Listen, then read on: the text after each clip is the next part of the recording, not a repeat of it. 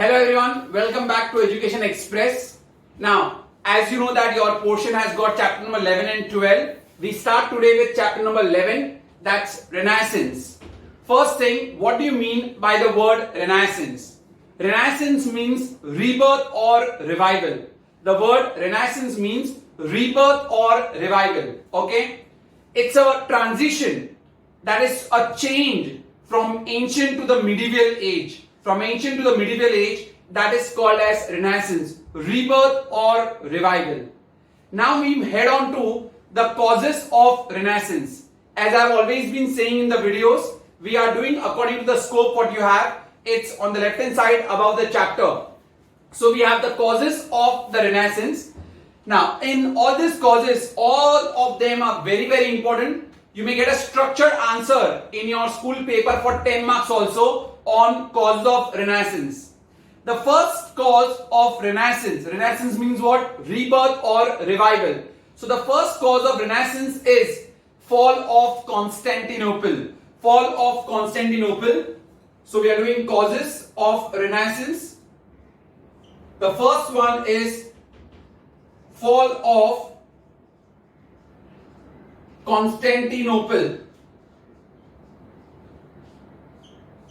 Now, Constantinople is a name of a place. Constantinople is basically, it was the capital of the Eastern and the Roman Empire. It was the capital of the Eastern and the Roman Empire. It was a center of Roman and the Greek culture. It was the capital of Eastern and the Roman Empire, and it was a center of Greek and Roman culture. Greek and Roman culture. Now what happened was, this place Constantinople was captured by the Turks. It was captured by the Turks in the year 1453. Okay? Now, what did I tell you? First thing, what is Constantinople? It was the capital of Eastern and the Roman Empire. It was a center for Greek and Roman culture. Greek and Roman culture. In this Constantinople only, there were many Greek and Roman writers, because it was totally the center of the culture, right? Sara Greek or Roman ka culture ka center was Constantinople. So definitely there will be more and more writers also. So there were many Greek and Roman writers who were there in Constantinople. But what happened to Constantinople? Constantinople was captured by the Ottoman Turks. Or you can only write Constantinople was captured by the Turks in the year 1453. So definitely what happened? All these Greek and Roman writers, they all basically shifted, they all moved away from Constantinople and they went to Rome in Italy. They went to Rome, where in Italy. All of these writers, they also ran away. They went to Italy with all their manuscripts. What are manuscripts? Scripts which are written by man is called as manuscripts. Because they were all into culture, they were all writers. So when they shifted to Rome, they also took away all their manuscripts. Okay, so Rome now became the center of the Greek learning. Rome now became the center of the Greek learning. Pehle which was the center? Constantinople. But who captured Constantinople? The Turks. Got it? So all the writers, they shifted where to? They shifted where to? Rome. And along with that, they also took away all their manuscripts. So Rome became a center of learning, or Rome became a center of culture. Now, what happened? All these scholars, all these thinkers, they were those scholars who had logical thinking, who had, basically you can say, they had humanism in them. They were all good scholars with logical thinking, with humanism, and they were those who would generate a new spirit. They would generate a new spirit. They were the men with wisdom, with intelligence, with logical thinking, and also with humanism. This were those scholars. Very, very important to write. The scholars who had shifted where to Rome.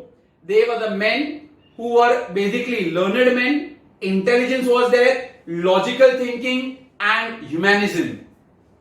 Thus, because of these people who shifted to Rome due to the fall of the Constantinople, there was a new learning of the Greek culture. There was a new learning of the Greek culture, and this led to the Renaissance. This led to the Renaissance. Simple first point, pura story format mein you have to remember. See, Constantinople was the capital of what? Eastern and the Roman Empire. It was the capital of Eastern and the Roman Empire. Center of what? Center of Greek and Roman culture. So there were many Greek and Roman writers here, wherein Constantinople. Then what happened? Constantinople was captured by, who captured it? The Turks. In which year? 1453. So all these Greek and Roman writers, they all shifted where to? Rome. Along with that, what all did they take? They take away all the manuscripts also, right? So now all the scholars, they were the men who were basically genius. They were the scholars, they were genius. Men with logical thinking, intelligence, and they had humanism in them. Thus, these scholars, they propagated the Greek culture once again. There was a revival of the Greek literature, Greek culture, and this led to the Renaissance movement. That's it. That's the first point, fall of Constantinople. We are doing cause of Renaissance. Okay? What does the word Renaissance means? Rebirth or revival. Okay? So Constantinople point is over. 2 marker point it can be. Second point, that is decline of feudalism. Decline of feudalism. What do you mean by feudalism? What do you mean by feudalism? Feudalism means an arrangement of the European society, an orderly arrangement of the European society according to the land tenure. I repeat, what does feudalism means? An orderly arrangement of the European society. Orderly arrangement of the European society by land tenure. That is called as feudalism. Orderly arrangement of European society through land tenure. That means everything in Europe was basically divided or decided according to the land tenure. Sir, what does land tenure means? Land was given to some or the other person for some use. That we shall do what use. Okay? Land was given to some or the other person for some uses. That is basically called as feudalism. So if I ask you what does feudalism means? Feudalism means entire European society was arranged according to the land tenure. Okay? European society. This point is very important. European society was arranged according to the land tenure. Now, everybody here, right from the king to the lowest category, from the king to the lowest category, all of them, they were bound by some obligations and also defense. All of them were bound to each other through some obligations and defense. मतलब right from king at the top till the lowest category, हर एक जन एक दूसरे से कोई ना कोई help ले रहा था, either any other obligation or for defense, but all were interacted with each other, interconnected with each other. Now what is to happen? King, he gave some part of his land. King used to distribute some part of his land to the lower category, and the lower category were the earls and the dukes. King gave to earls and the dukes. The earls and the dukes, they are called as the lords. Okay? Earls and the dukes, they gave some part of their land to the barons. To the barons. King gave his land to whom? to earls and the dukes. Earls and the dukes, they gave the part of their land to whom? To the barons. Now, why? Because barons will give them military help. Barons will give them military help. And in turn, earls and dukes, they owed their allegiance to the king. They owed their allegiance. That means they have to give support to whom? To the king. See, I told you now, right from king to the lowest category, everybody is bound to each other through some kind of obligation and defense. So, dekha, barons, earls and dukes have given their land to barons. In return, barons unko kya dega? Military help or military support. And the earls and dukes, they owe their allegiance to the king. They owe their allegiance, they have to support the king always because king ने उनको land दिया. So it's a give and take policy. मैंने कुछ दिया तो मुझे भी तो कुछ return में चाहिए. So same way, so earls and dukes, they owed allegiance to the king. And the lowest one, the lowest feudal lords were the knights. Who are the lowest feudal lords? The knights, the lowest feudal lords. But remember, the feudal lords themselves never cultivated the land. Feudal lords themselves never cultivated any land. They gave the land to the peasants. Peasants means farmers. They themselves never cultivated the land. They gave the land to whom? To the farmers to cultivate. Okay? Now, what happened? The entire society, the entire European society was divided. Entire European society was graded or was divided. And there was no social mobility. There was no social mobility. What does that mean? Nobody could change their division. If you are into C division, you remain a C division only. That means if you are in barons, you will be barons only. If you are earls and dukes, you will be earls and dukes only. There was no social mobility. There was no freedom of equality. No freedom of expression. And only after the decline of this feudalism, there was basically something new coming up. That's when people got their rights. But before that, there were no rights. So that is why the feudalism decline hua, something new came up. That's Renaissance, rebirth or revival. Understood? I repeat aram se. See, what is the point's name? Decline of feudalism. What will you start? What does feudalism means? The European society was arranged according to the land tenure. Entire European society was arranged according to the land tenure. This is what you have to remember. Right from king to the lesser lords, all were connected to each other. Why they were connected? Because of some of the other obligations and defense. From king to the lowest category, all were obligated, all were under each other's connection due to some of the other obligations or defense. Okay? Now, what did king do? He gave a part of his land to whom? To the earls and the dukes. Earls and the dukes, from that, they gave a part of their land to whom? To the lesser lords called as what? Barons. उन्होंने barons को दिया. Why? Because barons will give military support to whom? To the earls and the dukes. Right? And the earls and the dukes, they owed allegiance to whom? To the king. Owed allegiance means they have to support to whom? To the king. Because king ने उनको land दिया. So see, everybody is connected. And who is the lowest lord? They are the knights. The feudal lords themselves, full stop. Then you have to say what? Feudal lords themselves never cultivated any land. They gave the land to whom? To the peasants and the farmers. Finish that paragraph. Next paragraph. Next paragraph says that the European society was graded. Graded means divided.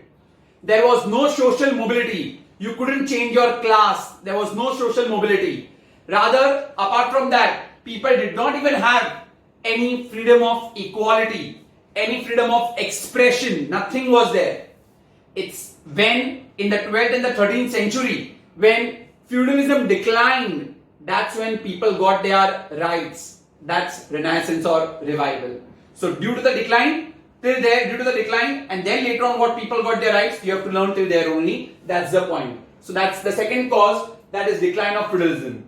We'll repeat again. First one, what did we do? Fall of Constantinople. Constantinople was the capital of what?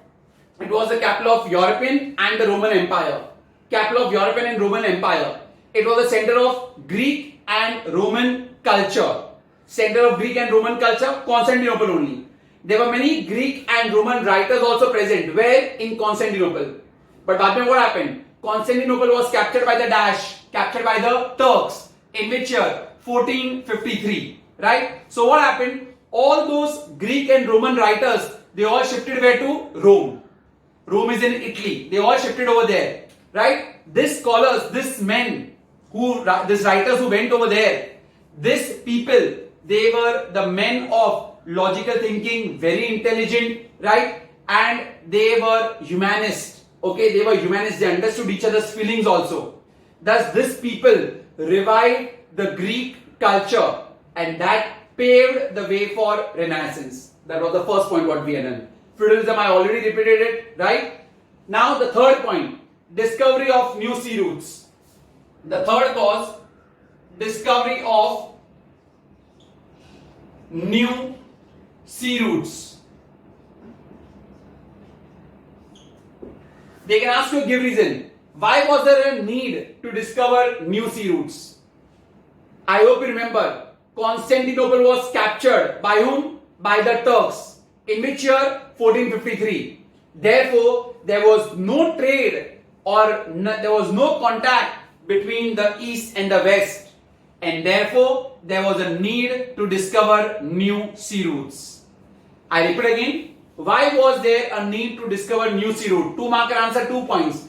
There was a need to discover new sea route because, first point, Constantinople was captured by whom? By the Ottoman Turks.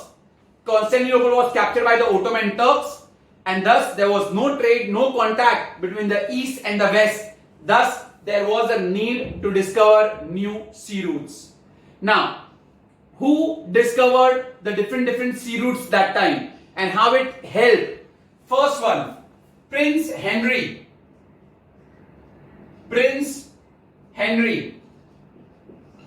He basically discovered a part of Africa. Okay, he discovered a part of Africa. Prince Henry.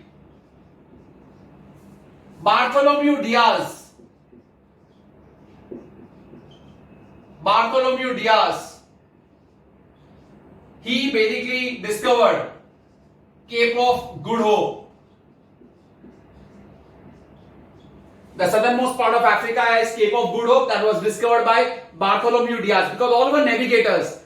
Everybody wanted to find out some of the other sea routes. Because Constantinople was captured by the Turks, तो उन्होंने पूरा का पूरा block कर दिया था. There was no trade, no passing, not possible. So there was a need to discover new sea routes. So Prince Henry, he discovered what? Africa. Bartholomew Diaz, Cape of Good Hope. Okay. Then comes Vespucci. Amerigo Vespucci. He basically discovered America. Vasco da Gama. He came to the port of Calicut, India. Then if you remember, Ferdinand Magellan, first chapter in geography. He circumnavigated the entire globe.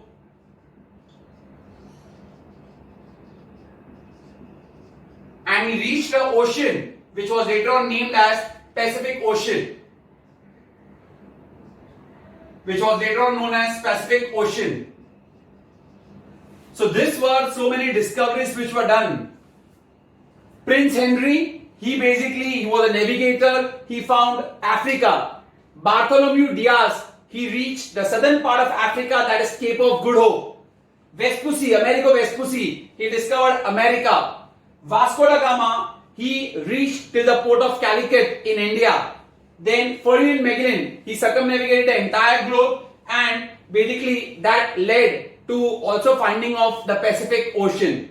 Thus, because of these discoveries, there was once again a contact between the East and the West, and thus the trade later on basically increased. Thus, there was new thinking, original thinking, which came back again, which ushered again because of the discovery of the new sea routes. Is that very clear? So first thing you have to write, Why was there a need to discover new sea route? Because Constantinople was captured by the Turks. So all the trade routes were blocked between where? East and the west. Thus there was a need to discover new sea routes. Now who discovered what? Prince Henry. He discovered what? Africa. Bartholomew Diaz. He discovered what? Cape of Good Hope, the southernmost tip of Africa. Vespucci, Amerigo Vespucci. He discovered America. Vasco da Gama. He discovered a way to what? Calicut in India. Ferdinand Magellan, circumnavigation of the entire globe, and he also discovered an ocean, that is what? Pacific Ocean. Actually the names were given by them, places were already there, thinking of the some or the other. Thus there was a contact between the east and the west, so new ideas, new thinking ushered in between them. So that's what we have under the third point, discovery of new sea routes. You don't forget, so that's why again we'll do the point number 2 as a revision. That is decline of feudalism. European society was basically arranged according to the land tenure. European society was arranged according to the land tenure.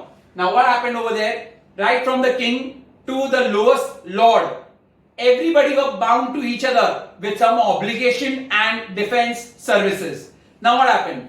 King gave his land to whom? To earls and the dukes.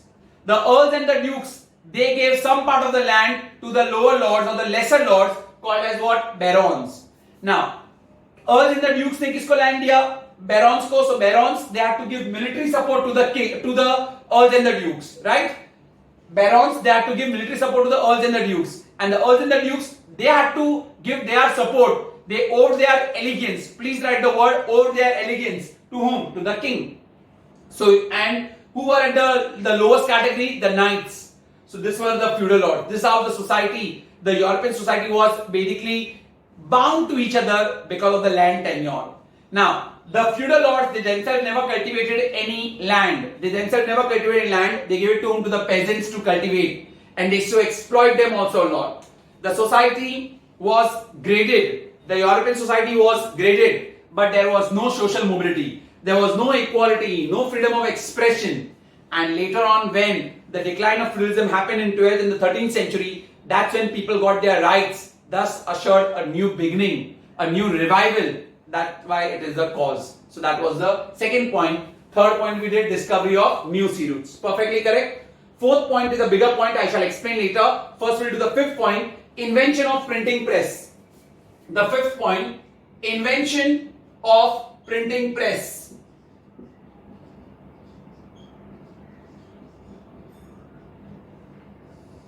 Now, what happened in the invention of printing press? The first person to invent the printing press was Gutenberg. Okay, Gutenberg, he was the first person in Germany to discover the printing press. Printing press to print books and all of those only. So Gutenberg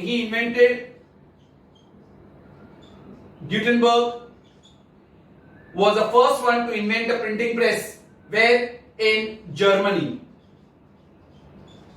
Later, who invented it? It was Caxton, C-A-X-T-O-N. It was later on Caxton. He discovered the printing press. Where? In England.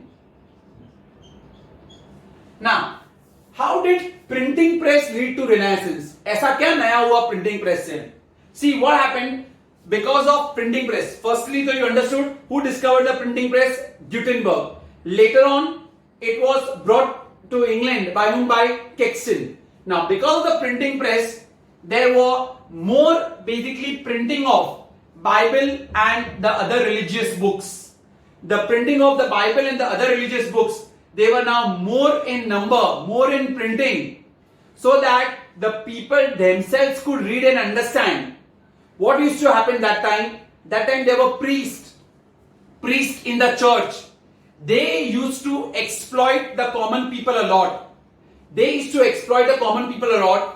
People themselves used to blindly believe the priest and they used to get cheated. So what happened was, because of printing press, now there were so many publications, so many printing of the Bible and the other religious books that people began to read and understand themselves what is correct, what is fact. Now, earlier, whatever religious books were there, they were handwritten, so they were manuscripts. So scholars, they also found it easier to read a printed book than a handwritten book. Handwritten book में किसको समझ में आएगा? Everybody's handwriting is not the same. So different. So therefore, now because of the printing, there were more number. Earlier, because of the handwritten books, the number were very less. The number of books were very less. So very few used to read. But because of the printing press, the number is now much more wider. Printing is faster, na? So और जगह books publish हुई. So more and more people started reading. Thus, basically, it gave a people again something new thinking, new knowledge, new learning, and new facts. That is why it is the cause of Renaissance. Is that very clear? I'll repeat again. Gutenberg was the first person to discover the printing press, okay, in Germany. Later on, Caxton brought it back to England. So because of the printing press, there was printing of Bibles and other religious books. Even the scholars, they found it easier to read a printed book than a handwritten book. Apart from that, earlier, the circulation of the religious books in the Bible were very few. They were very less. Why? Because there was no printing press. सब हाथ से लिखा हुआ था. So they were very few in number. But later on, what happened was, that is, because of the printing press, the circulation was much more wider. बहुत ज़्यादा circulation हुआ. So people started reading and understanding themselves. Thus, it brought in new thinking, new ideas, fresh outlook, and that is why it is the cause of Renaissance. Is that very clear? I hope it's easier to learn also if you understand the story. One reading, it is learned. I do now, as a norm, what we are following, the third point again, discovery of new sea routes. Why was there a need to discover new sea route? Constantinople was captured. Captured by whom? By the Ottoman Turks, right? Thus, the sea routes were blocked between east and the west. So there was a need to discover new sea routes.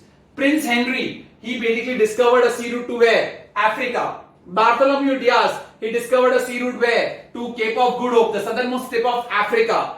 Amerigo Vespucci, he discovered a sea route where? To America. Vasco da Gama, he discovered a sea route to Calicut port in India.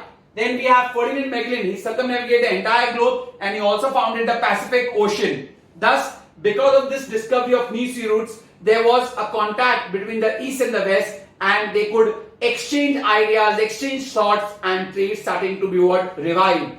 Thus, it led to Renaissance. We have finished 4 points. All of them can come for 2 marks till now. I repeat again, all the 4 again because the 5th point is big enough. Uske andar और 3 point hai, so that we will do separately only. First, one more time the entire 4 points so that it's easier for you. If you read this also and write this also now, you will get full marks. First one, that is fall of Constantinople. Constantinople was the capital of the the European and the Roman Empire. It was the capital of the Roman and the European Empire. It was the center of Greek learning. It was the center of Greek culture and also the Roman culture. There were many writers from Greek and Rome over here. But what happened? Constantinople was captured by the Turks. Therefore, all these scholars, they also shifted where? To Rome, along with their manuscript. Manuscript written by men. Now, all these people, all these scholars, they were basically genius. All these scholars were genius with logical thinking, with humanism in them. And what happened was, because of they going to Rome, so Rome now became the center of the Greek culture. Rome became the center of the Greek culture because of this reason. You can get a give reason also. Why did Rome become a center of the Greek culture? So you have to write the story from the start.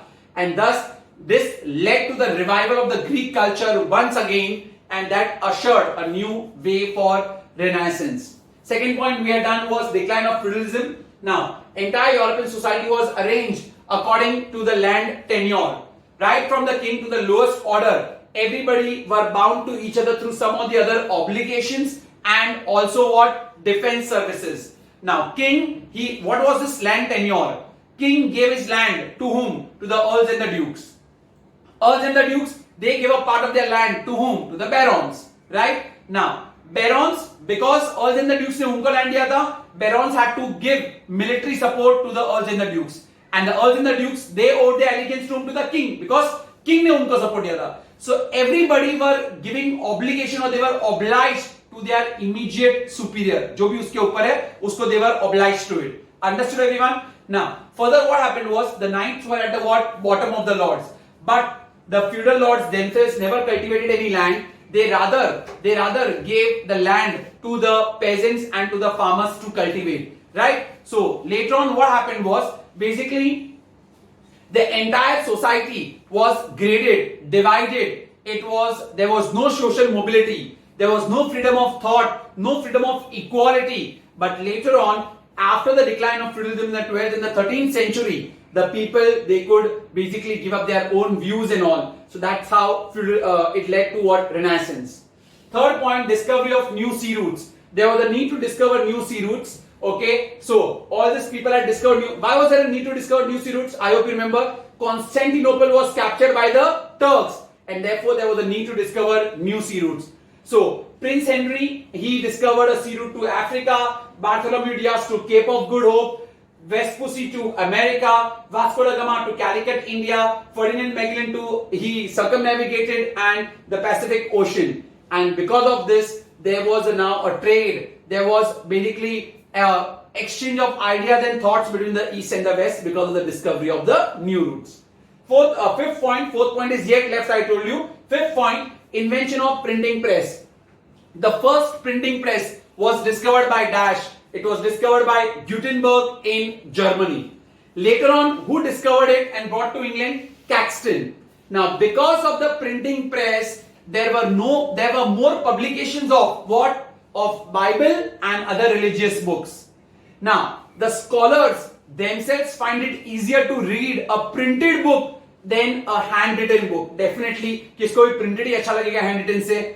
Apart from that, earlier, because there was no printing press, was there any circulation? No circulation. So only fewer people could read. But now, because of printing press, there were more circulation, so more people could read and understand the new thinking, new original thoughts, expressions, and that led to Renaissance. Is that very clear till here? 4 points. Now the last point, the biggest point, the fifth, that's the fourth point actually. Spirit of inquiry. Spirit of inquiry. Under that we have 3 more points. So spirit of inquiry, just 5-10 minutes of the chapter is over. At least causes, sorry. Spirit of inquiry. Now, what will you write inside the spirit of inquiry? As I told you earlier, the church was very much dominant factor. The church was a very dominant factor. The church and the popes, one of the father in the church, they used to pressurize the people. They used to force the people to follow what they say. You did not ask them any question. You just follow what is said by the church. They were that very dominant over the people. And people used to blindly believe them. Because what was the problem was that the church, the people in the church, they used to say that Bible mein ye likha hai, wo likha hai. And earlier there was no printing press. So then what to do? People were blindly believing them. But then came some scholars. Some scholars came and they said the people to not believe blindly the priest. They wanted people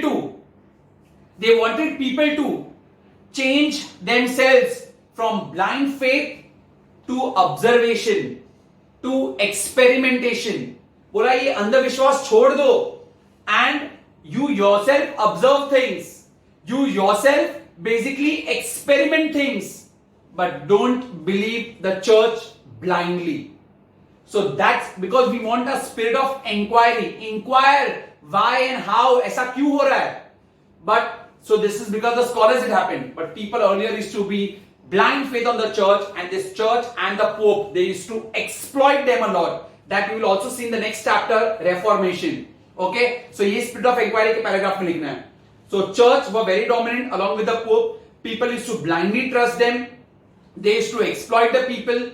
But then scholars came and they told the people, ask the church why and how. Don't just blindly believe. There should be a shift from blind faith to observation and experimentation and inquiry. Inquiry karo, why like that they are saying. And this why was the spirit of inquiry? What were the causes for the spirit of inquiry now? There were 3 causes for the spirit of inquiry. ऊपर का paragraph करना compulsory है. There were 3 causes for the spirit of inquiry. The first one was role of original thinkers. Role of original thinkers. These original thinkers were no one but the scholars. Now, the church, they came to know that the scholars are telling the people not to follow the church. So church thought, "Arey yaar, if like that it will happen, then people will know more believers only." So church now pressurized these thinkers to follow the church dogmas. The church pressurized the original thinkers to follow the church dogmas. Church dogmas means church practices.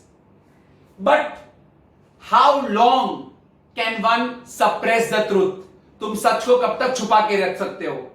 The thinkers, they said that the church, we will not follow this.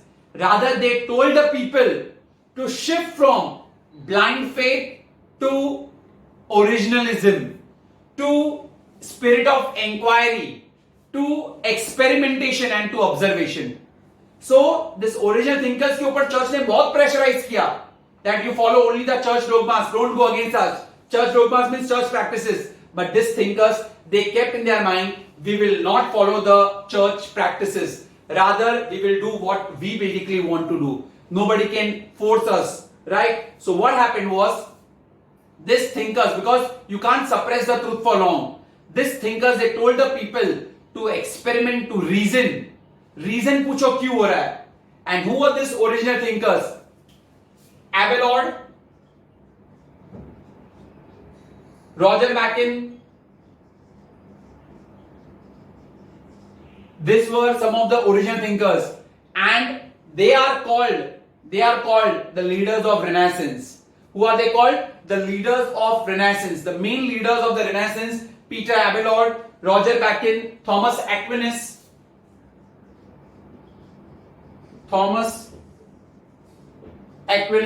These were the main original thinkers of the Renaissance. Church ने उनके ऊपर बहुत pressure किया, but they never bow down to the church. Rather, they told the people to inquire, to reason, to observe, but don't follow the corrupt religious practices of the church. Okay, we are doing spirit of inquiry point. Under that, what are the causes which led to the spirit of inquiry? Second point, the Crusaders. The Crusaders, very important point.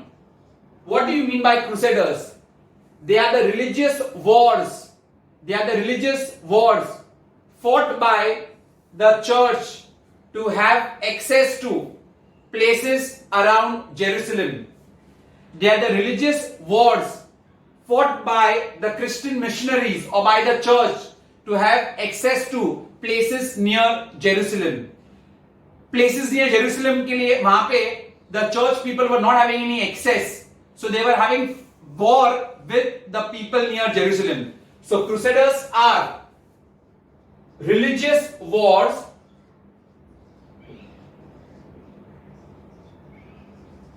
fought between. They are the religious wars fought between the church to have access to places near Jerusalem. So they are the religious wars fought between the church to have access to places near Jerusalem. Now what happened because of this? There was basically earlier no contact between the east. Okay, no, sorry, because of this there was a contact between the east and the west. East and the west there was a contact. Rather, the western, they learned many new things from the east and brought to the west Europe. They learned many new things from the east and brought where to Western Europe. Or you can say the Western Europe, they learned many new things from the east. Because contact हुआ ना, due to the religious wars, there was contact now, right? So there was a contact and they learned many new things from the east and brought to the Western Europe. Learned from east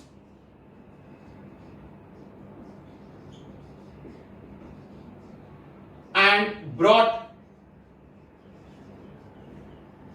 to Western Europe.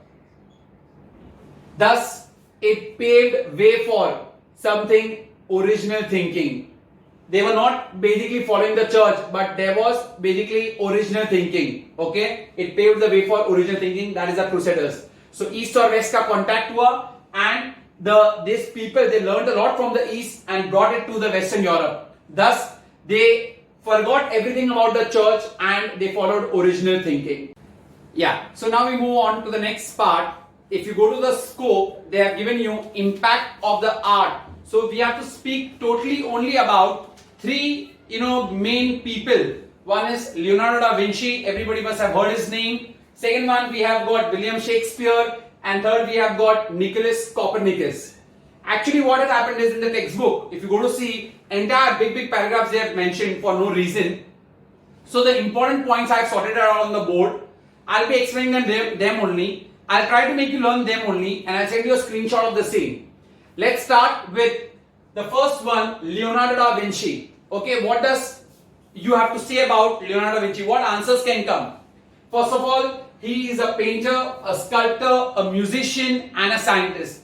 He was a very multifaceted personality. Okay, he was a painter, a sculptor, a musician, and a scientist. Okay, further, see, he did not receive much education, but his father saw in him great capabilities. So his father apprenticed him. Apprenticed him means made him to work under a very noted sculptor and a painter, Andrea del Verrocchio. Andrea del Verrocchio of Florence.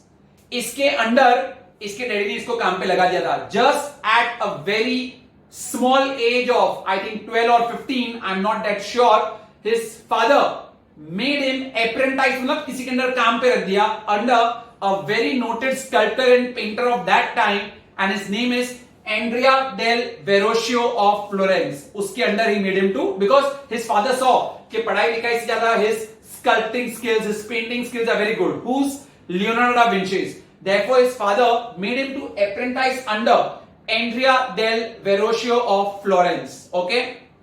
Further, what did Leonardo da Vinci observe? He said that science and art, they both are complementary rather than distinct discipline. He said that science and art, they both are complementary to each other. एक दूसरे को complement करते हैं. They are not distinct art of discipline. They both are not different. Further, now then he started writing some books and it covered 4 themes. He started writing some books which covered some 4 themes. Which were those 4 themes? Painting, human anatomy. Anatomy is basically the human body. Architecture and mechanics. So he wrote books which covered 4 themes: painting, human anatomy, architecture, and also mechanics. And lastly, which are his masterpiece of art? Suna hoga Mona Lisa, that female which actually did not exist but he created it. The Mona Lisa, Virgin of Rocks, and The Last Supper. These are his masterpieces of art. So name Leonardo da Vinci's masterpiece of art if you get a question. Mona Lisa. Second one we have got Virgin of Rocks, and third one we have got Last Supper. So these are all the masterpiece of art. Okay, fine feelings and new techniques were put into his paintings, which gave a fine feeling of reality. ऐसा लगता है कि real picture ही है. New techniques were put in, which gave fine feelings of reality. That's it. What do you remember for Leonardo da Vinci? I repeat again. Who was Leonardo da Vinci? He was a painter, a sculptor, a musician, and a scientist. Painter, sculptor, musician, and a scientist. At a very small age, his father understood that he has no interest in studies, but more important in nature, painting, sculpting. So his father apprenticed him, means made him work under that time's very noted sculptor and painter, Andrea del Verrocchio of Florence. Okay. After that, what did Leonardo da Vinci observe? He observed that science and art, they both are complementary to each other. They are not distinct arts of discipline. Then he started writing books which covered 4 themes: painting, architecture, mechanics, and human anatomy. Human anatomy is human body. Name his masterpiece of arts. Mona Lisa, The Last Supper, and Virgin of Rocks.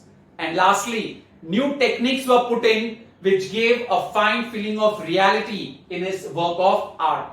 That's it under Leonardo da Vinci. Okay? Now we move on to William Shakespeare. What are the qualities or professional qualifications of William Shakespeare? You have got so many Englishes, poems are all written by him. So he was a poet, a playwright, an actor, and a dramatist.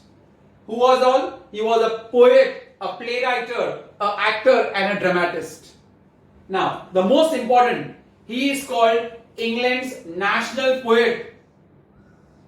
He is called England's national poet and also called as the Bard of Avon. What is he called? England's national poet and the Bard of Avon. That's the title given to them over there. Now, he had written 38 plays, 154 sonnets, and 2 long narrative poems. His work is basically 38 plays, 154 sonnets, and 2 long narrative poems. Except Romeo and Juliet, all other plays were historical drama. सब history के ऊपर dramas बनाए थे except Romeo and Juliet. Romeo and Juliet was not a historical drama. Apart from that, whatever he had done were all historical drama.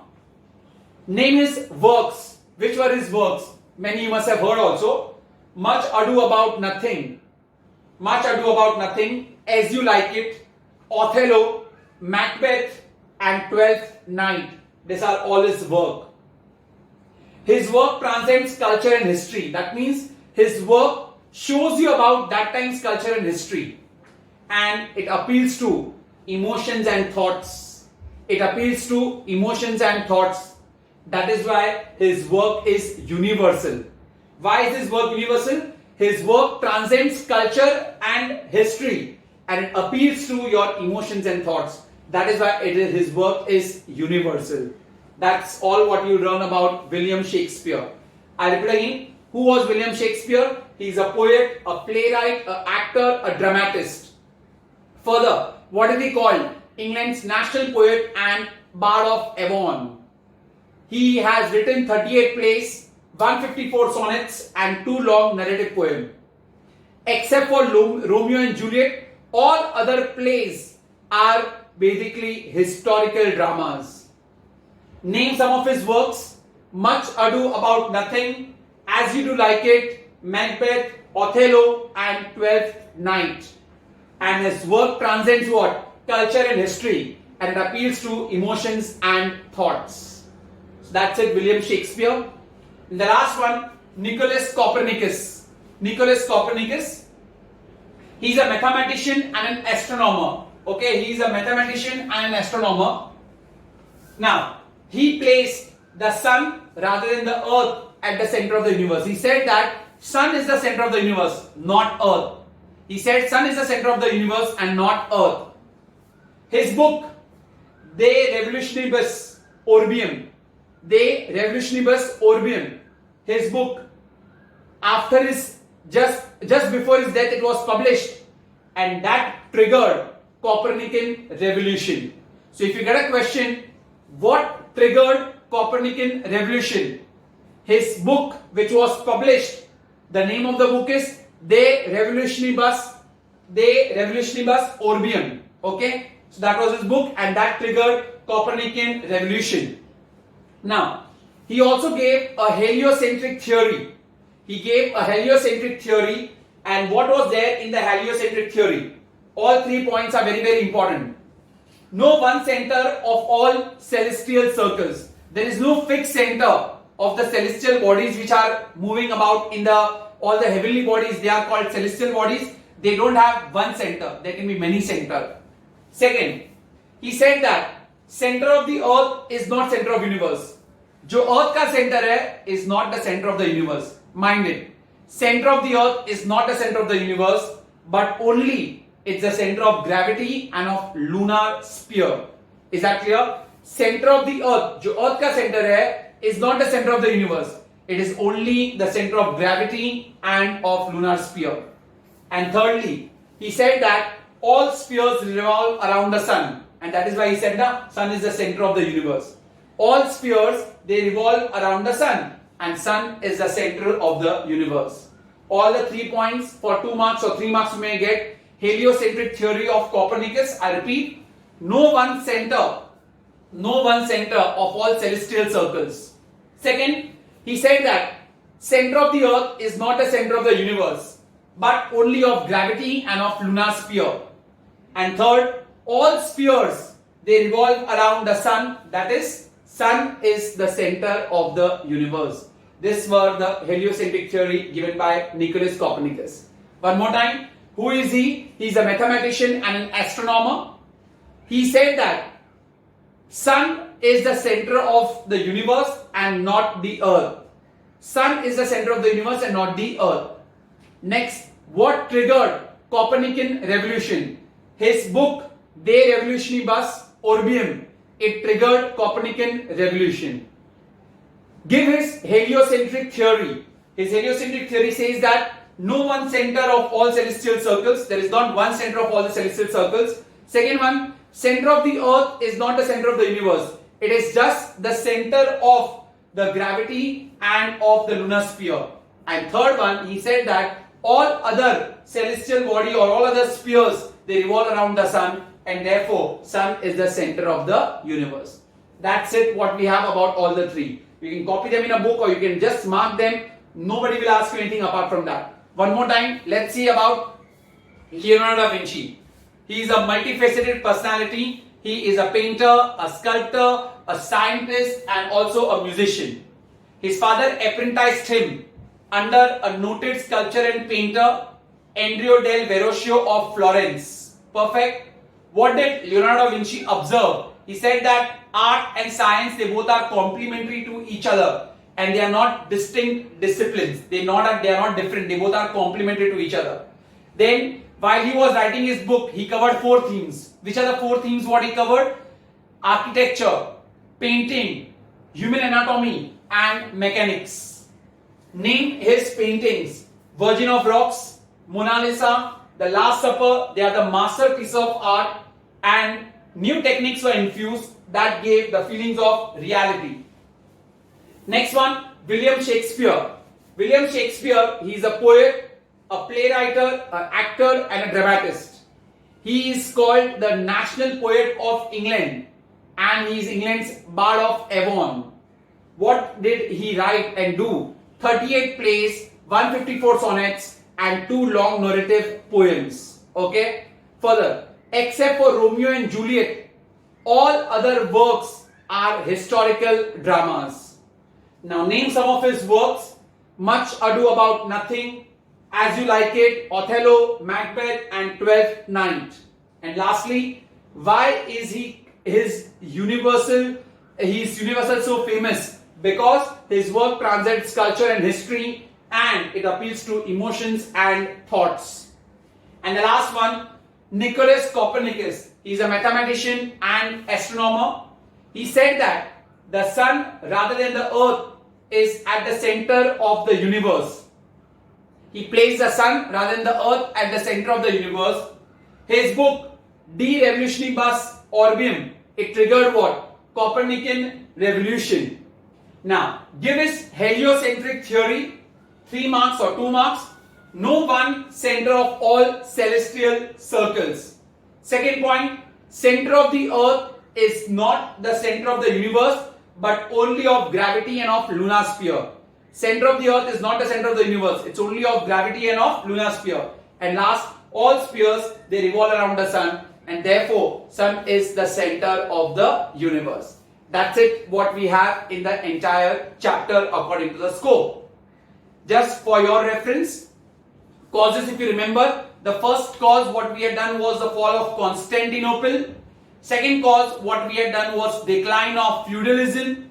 Third point we had done discovery of new sea routes. Fourth point we had done spirit of inquiry, which had role of original thinker, which had in it the Crusaders. And third point, development of science. And the last point was invention of printing press. These were the 5 causes. only spirit of inquiry itself, that one point, can come for 4 or 5 marks. What is the spirit of inquiry? What are the causes which led to the spirit of inquiry? 4 or 5 mark answer, which I will be asking in the test also. Then the other 4 points, they all are 2 marks. Whenever I am taking a test of this particular chapter, believe me, I will be asking all the questions. Chapter hai kitna? This much is the chapter. So all the questions I will be asking. Just some random few questions for some few minutes. Who are the, or what are the crusaders? What are the crusaders? Try in your mind. They are the religious wars. What are they? Religious wars fought between the church to have access to holy places near or around Jerusalem, right? Thus there was a contact between the east and the west, and they learned a lot from the east and brought it to Western Europe, right? So then printing press. Who was the first person to invent the printing press? It was Gutenberg in Germany, and then later on who brought it? It was Caxton who brought it. So all the religious books and Bibles were being published in English language, right? And then later on, it's handwritten se zyada better is basically printed one only. Earlier circulation was also less, now circulation is more. So people came to know about reasoning, about thinking, all of those things. Then the first point, if you remember, Constantinople, it was the capital of the Roman and the Eastern Empire. It was the center of Greek culture and Roman culture. It was the center of learning. Okay, there were many writers also, but Constantinople was captured by whom? By Turks. So what happened later on? They basically, they later on, all these people, they moved where? To Rome, and thus Rome became the center of learning. So they also took over their manuscripts. So the new revival of the Greek culture paved the way for Renaissance. Then we had about feudalism. Okay, what was feudalism? It had arranged the European society into land tenure system. King, he gave his land to whom? To the earls and the dukes. Earls and the dukes, they gave their land to whom? To the barons. And barons in return gave military support. And earls and the dukes, they owed allegiance to the king. Who was at the bottom? The knights. But did the feudal lords ever cultivate? No. It was cultivated by the peasants, and they even exploited them. Society was graded, but there was no social mobility. You can't change your class. There was no freedom of equality also. And later on, after the decline of feudalism, people got their new understanding, new ways, etc. Then we had a discovery of new sea routes. New sea routes may. Why? Because Constantinople was captured by the Turks. Therefore, there was a need to discover new sea routes, right? So, what had happened was, that is basically the new sea routes may, who all were there? Bartholomew Diaz, he discovered a sea route to Africa. Then we have, Prince Henry discovered a sea route to Africa. Bartholomew Diaz, he discovered a sea route to Cape of Good Hope. Vasco da Gama, he came to Calicut. Amerigo Vespucci, he discovered sea route to America. And Ferdinand Magellan, he circumnavigated the entire globe, and he also founded the Pacific Ocean. Thus, now there was close contact between the East and the West also, right? So, all of those things were there in the causes. Then, these 3 people, Leonardo da Vinci, William Shakespeare, and Nicholas Copernicus. That's it, what we have in the entire chapter. Once learning, see, when you are going through the video also, it is basically just try to understand in the story form. This chapter is in a story form only. It becomes very much easier for you. Thank you very much everyone for watching the video.